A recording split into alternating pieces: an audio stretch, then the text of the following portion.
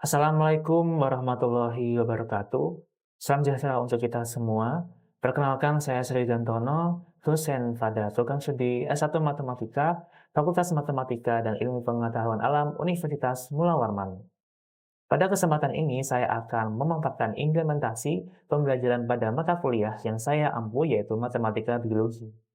Video ini disusun sebagai bagian dari pemenuhan salah satu persyaratan sertifikasi dosen tahun 2026, yaitu penyataan diri dosen dalam Unjuk Kerja Tridharma Perguruan Tinggi atau PDD UKAP TPP, khususnya aspek pelaksanaan pembelajaran. Matematika Biologi merupakan mata kuliah wajib pada semester 4 program studi S1 Matematika FMIPA Universitas Mula Warman dengan bobot 2 SKS dan menggunakan bahasa Indonesia sebagai bahasa pengantar. Matematika Biologi merupakan mata kuliah yang memperkenalkan penerapan konsep-konsep matematika dalam menyelesaikan berbagai permasalahan di bidang biologi. Mata kuliah ini membahas pemodelan matematika pada dinamika populasi, populasi terstruktur usia, reaksi biokimia, penyebaran wabah penyakit, serta model interaksi dalam ekologi. Adapun ruang lingkup materi mata kuliah tersebut mencakup konsep pengantar dinamika populasi, model pertumbuhan eksponensial, model logistik, diskritisasi model, model predator-prey, model kompetisi, model simbiosis mutualisme, fungsi respon, model penyebaran wabah penyakit, angka reproduksi dasar, serta pemanenan dan bioekonomi. Pada akhir perkuliahan, mahasiswa diharapkan mampu menyusun model matematika dan berbagai fenomena biologi, menyelesaikan model yang diperoleh, menggunakan metode matematika yang sesuai, melakukan simulasi, serta menginterpretasikan hasilnya dalam konteks permasalahan biologi.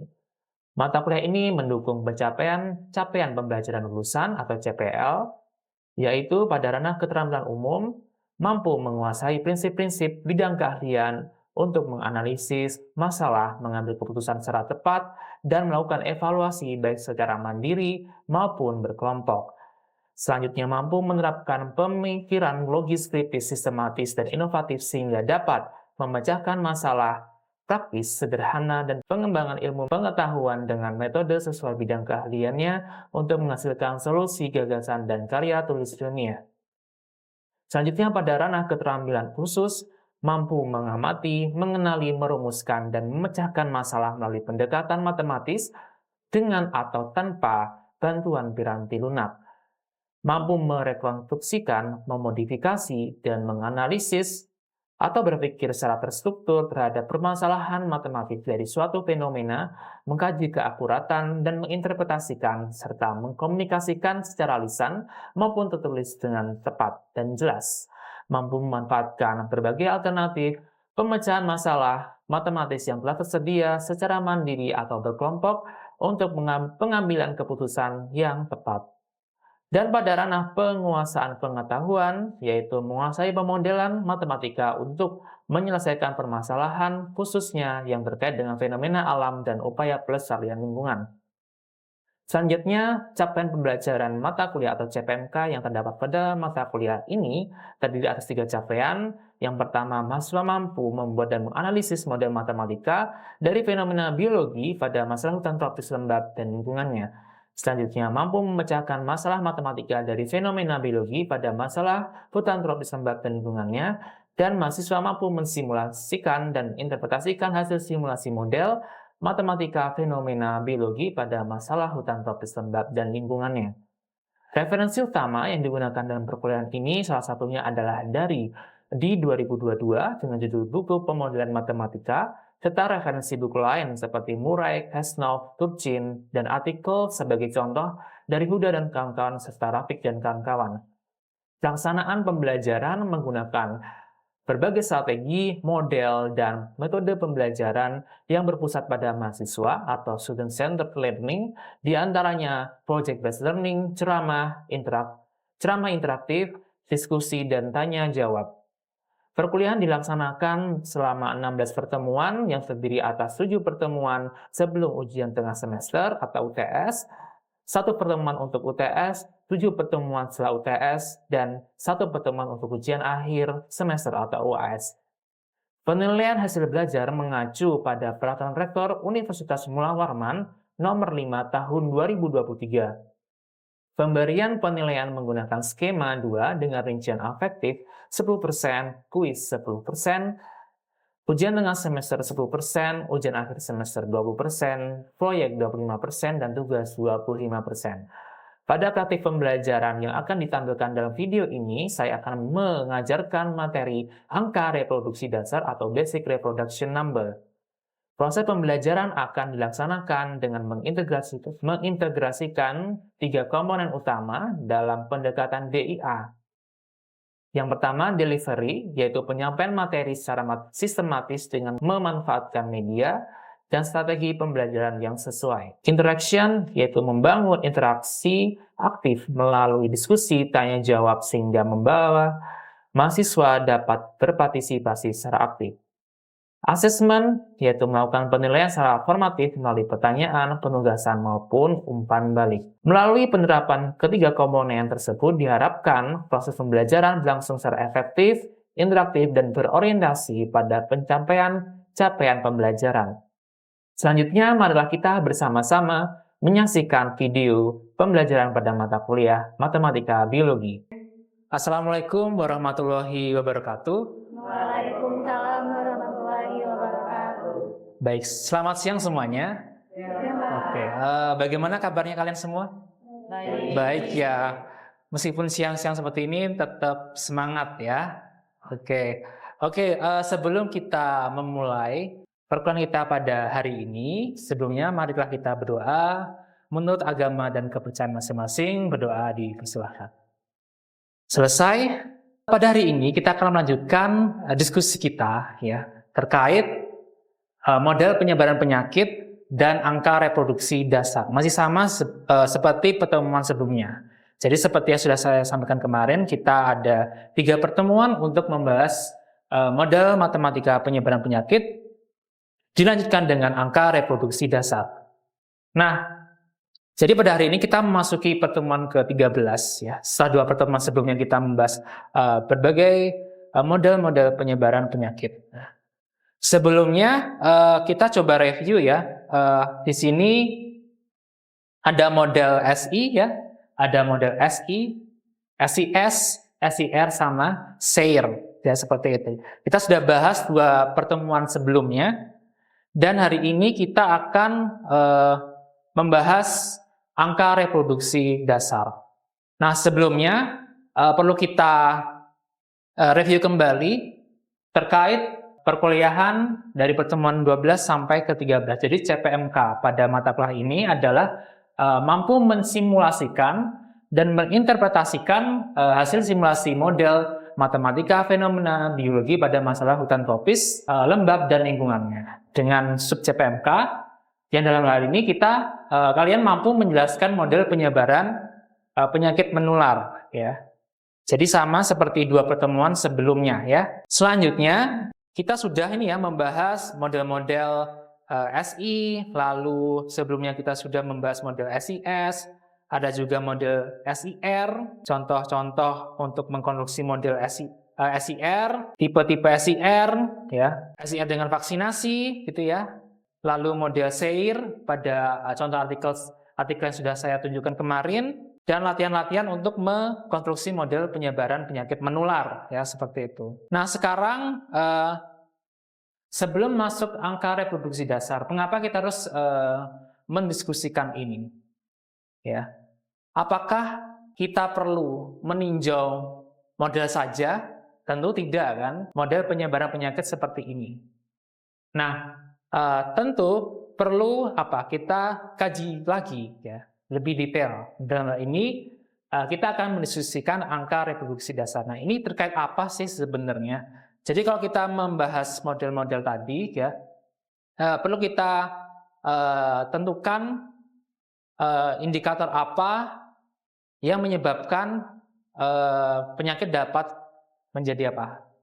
Penyakit kan kalau nggak mewabah berarti apa? Nggak ada gitu kan, atau bahkan endemik. Nah, nanti kita akan membahas itu lebih detail seperti itu.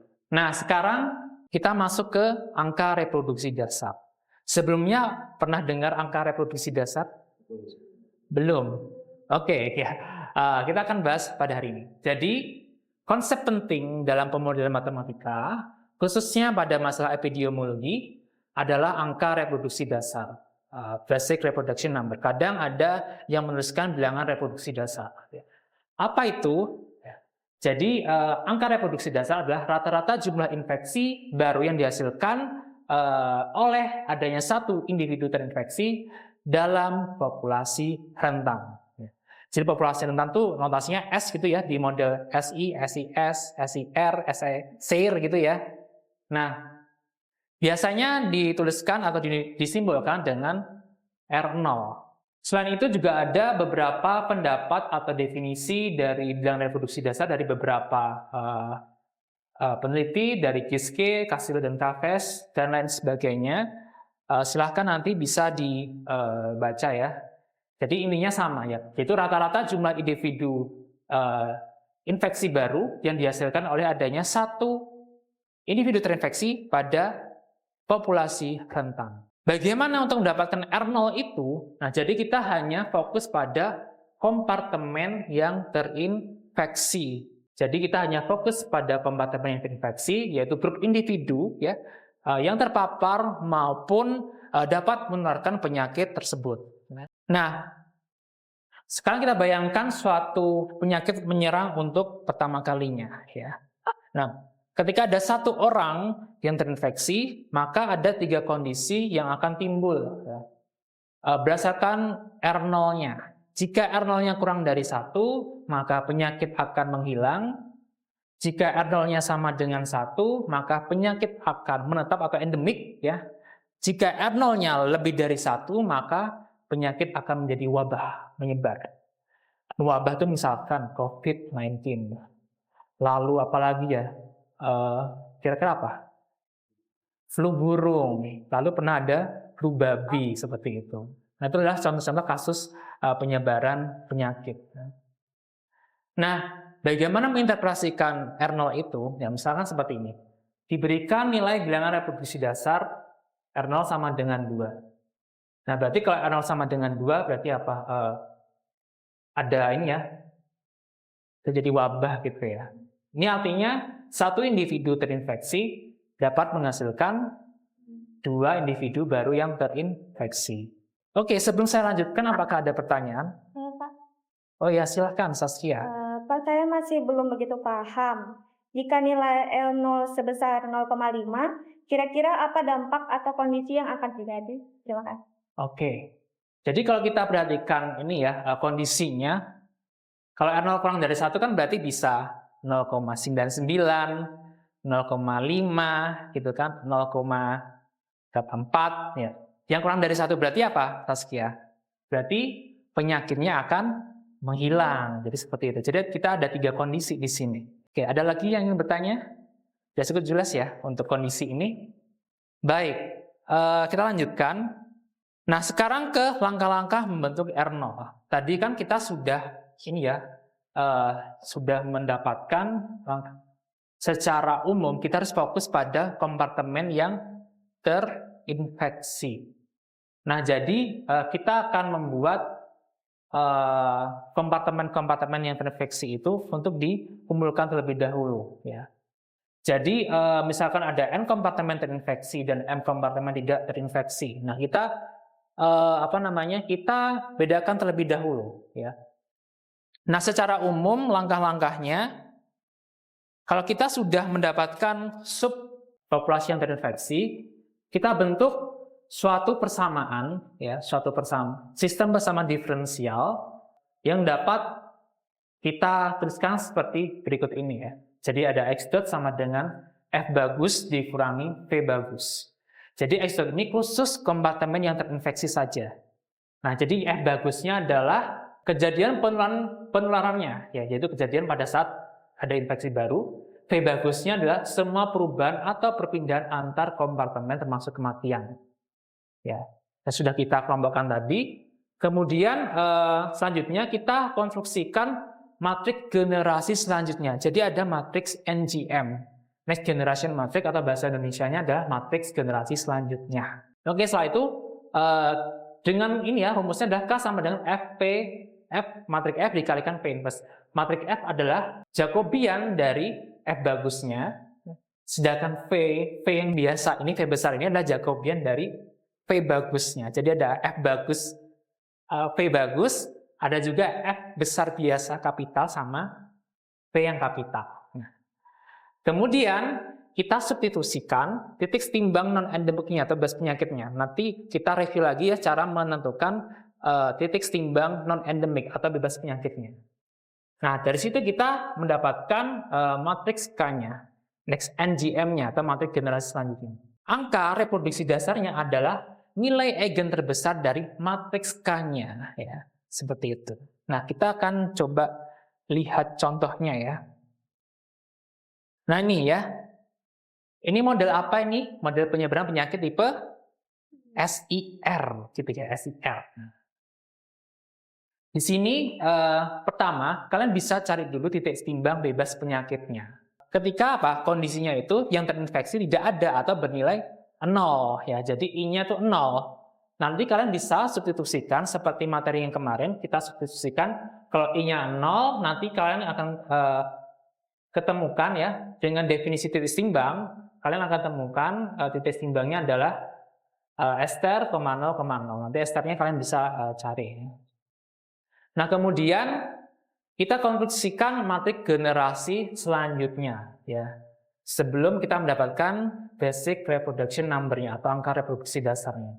Dengan mengkonstruksinya yaitu DIDT sama dengan beta SI dikurangi gamma plus mu. Jadi kita ambil yang ini. Apakah ada yang ditanyakan sebelum saya lanjutkan? Saya, Pak. Iya. Mengapa kompartemen S dan R itu tidak termasuk dalam mencari R0, Pak? Nah, seperti ini ya, Rasmi, terima kasih pertanyaannya. Seperti yang sudah saya sampaikan tadi ya.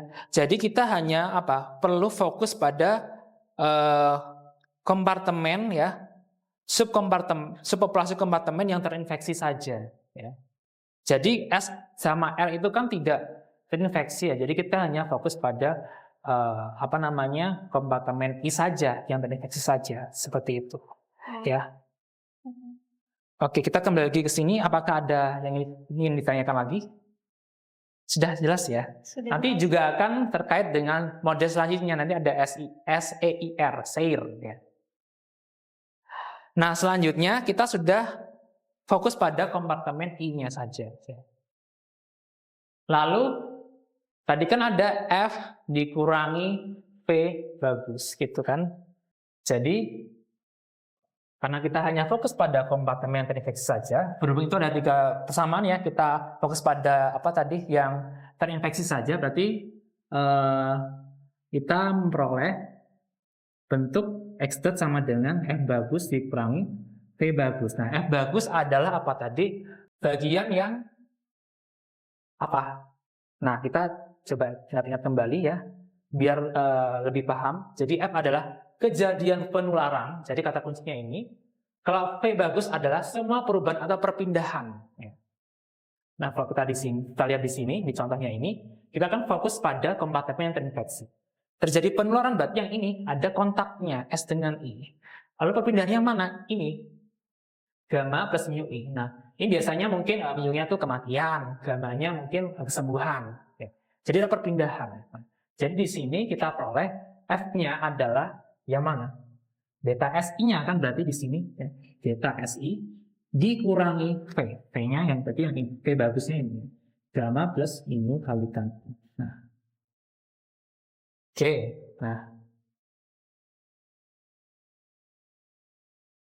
Nah, jadi seperti itu. Jadi V-nya F bagusnya yang ini beta SI ya. V bagusnya itu yang karena udah minus ya, dikurangi ini, berarti V bagusnya yang ini ya, yang tanpa minus ini ya. Ya, oke. Selanjutnya apa?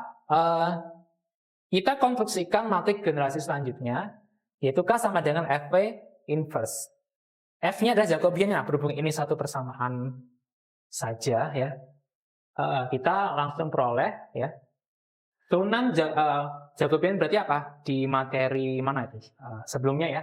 Jacobian berarti turunan parsialnya. Karena ini satu persamaan berarti turunan parsial dari F terhadap variabel I. Karena kita hanya fokus pada kompartemen I saja. Lalu yang V biasa ini ya, maaf tadi yang F besar sama dengan ini Jacobian dari F bagus terhadap variabel I, ya, atau turunan parsial dari F bagus terhadap variabel I, kita peroleh hasilnya adalah beta dikalikan S karena kita turunkan terhadap variabel I saja. Kemudian V besar, V kapital ini adalah Jacobiannya dari V bagus atau parsial dari V bagus terhadap variabel I, sehingga diperoleh hasilnya adalah gamma plus min. Dengan cara sebelumnya, maka K-nya adalah F dikalikan V inverse.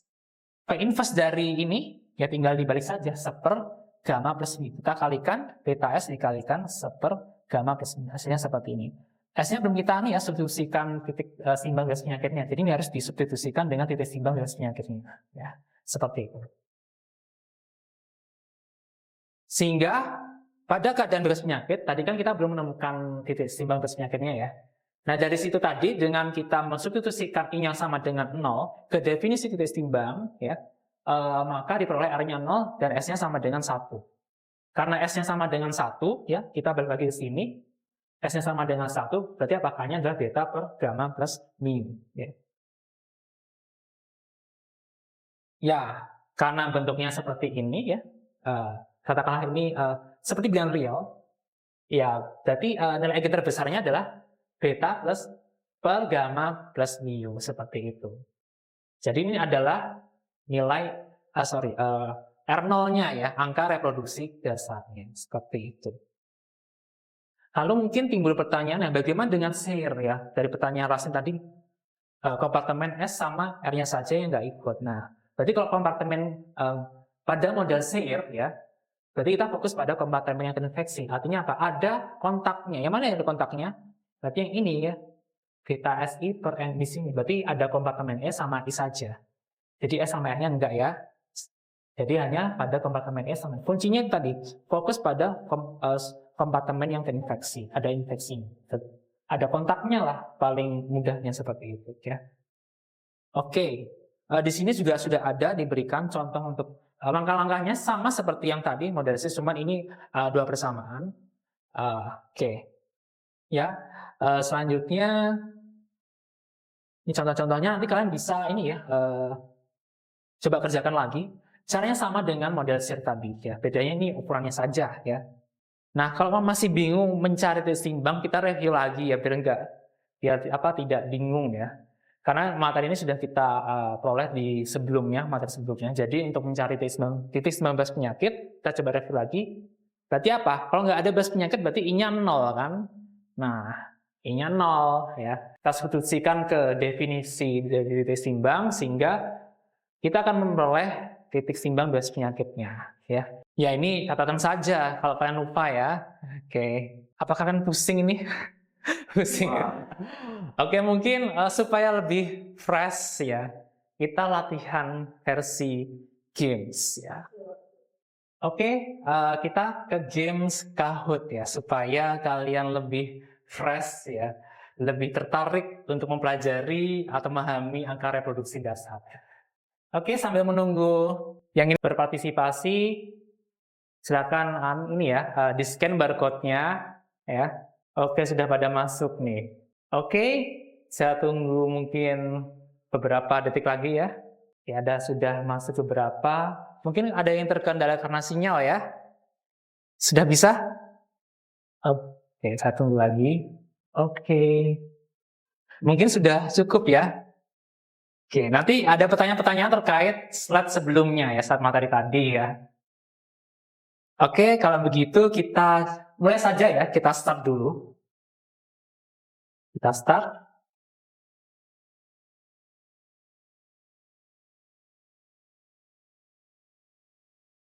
Nah, lihat soalnya nih ya. Angka reproduksi dasar adalah, wah, semua nih, 10. Berarti memperhatikan tadi. Oke, kita next ya. Posisi pertama ada kakak. Siapa nih kakak? Kita lihat nanti ya. Posisi pertama si kakak, kita next. Selanjutnya. Apa arti dari nilai R0 sama dengan 4?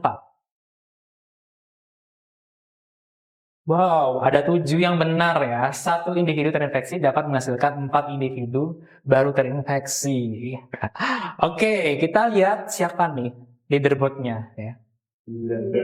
Wow, oke. Pasti ini ya, ketat ya skornya ya. Kita next lagi ya, soal terakhir. Nah, biar nggak sepaneng lah istilahnya. Karena kurang dari 1 artinya apa? Silahkan dipilih. Waduh, ada 1 orang nggak bisa jawab. Oke, kalau R0-nya kurang dari 1, maka penyakitnya akan menghilang. Oke, kita lihat siapa nih podium juara 1, 2, 3-nya. Kakak siapa ya? Ini saya mau cari orangnya. Yardan juara 2. Siapa ya ini? Laichen siapa ya? Wih, oke mantap ya. Oke, semoga dengan ini ya, kalian bisa lebih fresh lagi dalam mempelajari materinya. Oke, setelah tadi kita bermain sekaligus belajar, mungkin kalian nanti bisa latihan secara mandiri untuk model penyebaran penyakit malaria ya. Di sini sudah saya berikan model penyebaran penyakit malaria. Nanti di sini sudah saya berikan titik timbang bebas penyakitnya. Nanti kan coba buktikan mengapa R0-nya bentuknya seperti ini dengan langkah-langkah yang sudah saya jelaskan tadi ya. Sudah ada latihan lagi ya untuk memperdalam pemahaman kalian. Itu saja materinya hari ini ya. Tapi sebelumnya untuk memperdalam kembali lagi ya pemahaman kalian, saya akan berikan tugas project ya. Artinya yang sudah saya sampaikan di kontrak kuliah di awal, kita ada komponen penilaian project ya. Jadi ini sudah saya buat soal projectnya, dan saya zoom dulu. Nah, oleh karena kalian sudah bisa menggunakan MATLAB atau lain sebagainya ya, software-software lainnya. Jadi nanti silahkan kalian mencari artikel tentang model penyebaran penyakit tipe SEIR ya. Lalu kalian tentukan titik timbang bebas penyakitnya serta R0-nya ya. Jika sudah ada di paper tersebut, kalian bisa lengkapi proses memperolehnya ya. Kemudian tentukan syarat bebas penyakitnya berdasarkan nilai R0-nya. Nanti kalian bisa lakukan simulasi ya dengan bisa pakai MATLAB atau pakai Google Colab ya seperti itu. Lalu hasil kajiannya nanti bisa kalian sajikan dalam bentuk infografis supaya lebih menarik. Jangan lupa nanti dikumpulkan melalui Google Form ya. Sudah saya cantumkan di sini Google Form-nya, maksimal dikumpulkan pada tanggal 9 Juni ya, pukul 12 WITA ya. Jangan lupa diberikan identitas pada infografis tersebut, nama, NIM, mata kuliah dan prodinya ya. Jangan lupa untuk tidak menggunakan 100% AI ya. Jadi harus benar-benar menggunakan bahasa yang mudah dimengerti ya. Oke, mungkin sebelum saya akhiri, apakah ada yang ingin memberikan kesimpulan untuk atau review deh dari pemahaman kalian pada perkuliahan hari ini? Adakah yang ingin menyampaikan hasil review pada hari ini? Oh ya, silakan Mas nih. Oke, jadi hari ini kan belajar mengenai tentang bilangan reproduksi dasar. Ya. Nah, bilangan reproduksi dasar itu adalah jumlah rata-rata infeksi baru yang dihasilkan oleh satu individu terinfeksi di dalam populasi. Kemudian R0 individu maksudnya bilangan reproduksi dasar ini dinotasikan dengan R0. Nah, R0 itu ada 3 kriteria. Yang pertama, kalau R0-nya itu dia kurang dari 1 ya. Maka dia penyakitnya akan menular, akan menjadi wabah. Nah, Atau kan dari 1, kalau R0-nya itu dia kurang dari 1, maka dia akan menghilang. yang menghilang. Ya. Kemudian Kalau R0-nya dia itu sama dengan 0, maka penyakitnya menetap. Oke, terus kalau yang lebih dari 1? Kalau lebih dari 1 berarti dia akan menjadi wabah. Oke, akan menjadi wabah. Oke, itu saja rasanya. Oke, terima kasih ya, atas reviewnya. Mungkin bisa diingat kembali ya ke masa sekalian tentang angka reproduksi dasar. Oke, mungkin itu saja untuk pertemuan hari ini. Kita akan lanjutkan materi selanjutnya di minggu depan dengan materi berbeda. Kita akhiri ya, sekian. Wassalamualaikum warahmatullahi wabarakatuh.